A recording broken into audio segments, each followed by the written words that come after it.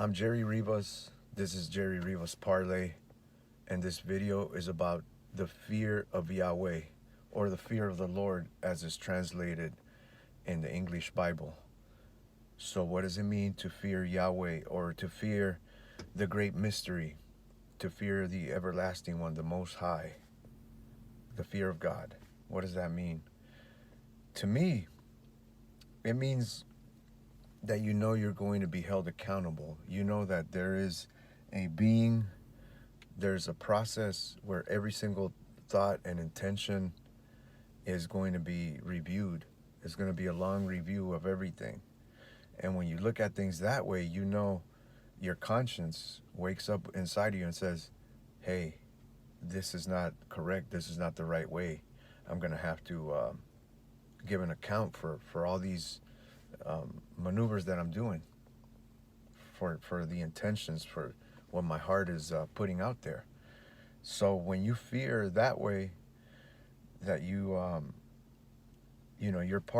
a small part of something so big, like the creation, but then there's even someone bigger, more powerful than the creation itself, which is Creator, Yahweh.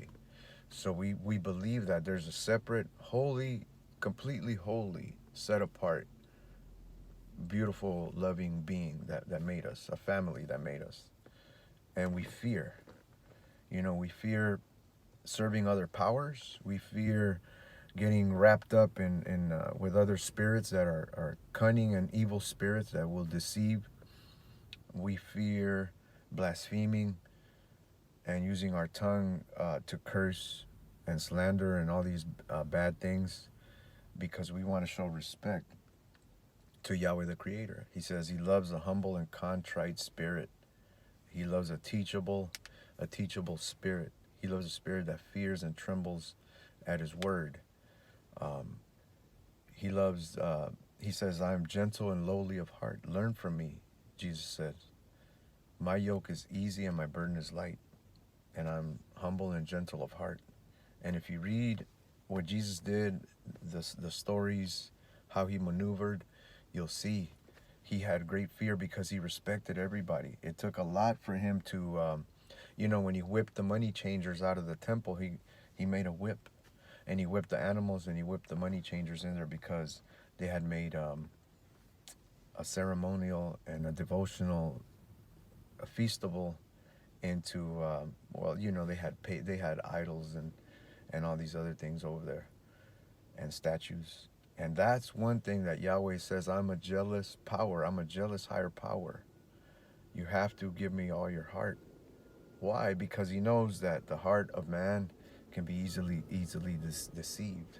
Deceived by your lusts, deceived by um, temptations that are out there. And so when you fear Yahweh, you get this inside of you, a conscience, like you hit the brakes. There's some lines you just don't want to cross. And when you do, because he's your father, he'll discipline you. And the discipline will hurt, but you'll learn from it to not commit that mistake, because you fear. You fear, like I said, that you're being evaluated. You fear that every maneuver has all these consequences and ripple effects. And as you get older, you'll see the consequences and the ripple effects of all your decisions that you made, and how they can, boom, they can affect decades down how your life's going to be. So you fear the Creator. You fear Yahweh. You want to have a teachable and humble spirit. You got to be coachable. And how do you get coached? Well, you read the Word. You read the instructions. You read the scriptures. You think about them, and you compare how these individuals related to the Most High, and how their faith. You got faith in something invisible. You got faith in so powerful being, and yet invisible. It's like it's a funny conundrum, but that's how life is. It's full of these things. We say that he's an all-loving, all-knowing, omniscient, and all this omnipresent, omnipotent being, and yet he is invisible and is not talking, setting up a big convention and everybody come and see me, and He's not appearing unto men like that. He appears in your heart. He appears in your conscience, in your spirit. And how do you wake that up? You wake it up by reading the scriptures. Okay, and then secondly, you ask and you pray for salvation. You say, I'm going to return to my Creator through Jesus Messiah. He says, I am the way, the truth, and the life. This is the way you get to the Creator because He resurrected, rose from the grave.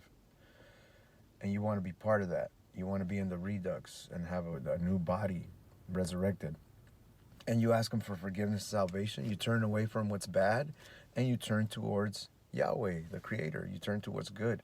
And you ask them for Holy Spirit. Holy Spirit will be your comforter, your counselor, your guidance. And it'll spring up living waters right in here. Living waters, meaning that nothing bitter can stay inside of you. You cannot be poisoned and embittered by the world because it's fresh, clean, living waters. Cleaning your spirit, your conscience, constantly, moment after moment. And the joy of Yahweh is my strength to praise the Creator. And this is the fear of Yahweh.